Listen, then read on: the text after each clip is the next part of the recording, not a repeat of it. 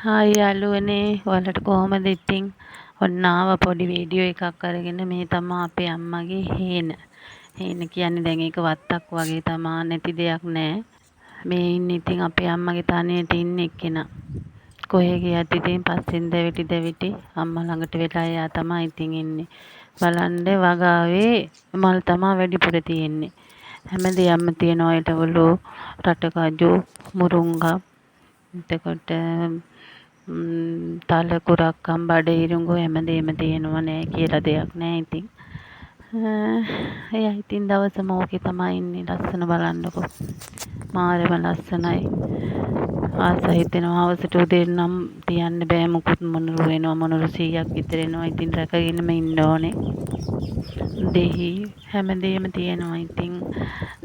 ඔයාලට පේනවනේ ඔය පොඩි කෑල්ලක් විතරයි පේන්නේ ඔය පේනවනේ ඔය මේ මොනවද මේ නයි කොච්චි තියෙන නයි මිරිස් ඇස්සේ තමයි ඔය දාස්පෙතිය හදලා තියෙන්නේ මොකද එතකොට දාස්පෙතිය මල් වල සුවඳට මේ එන අර කුරුමිනියෝ සත්තු මල් වල සැරට එන්නේ වගාවට ඒ හින්දා හැම තැනකම මේ දාස්පෙතියට විසි කරලා ඒවා ඉබේ පැලවිලා තමයි තියෙන්නේ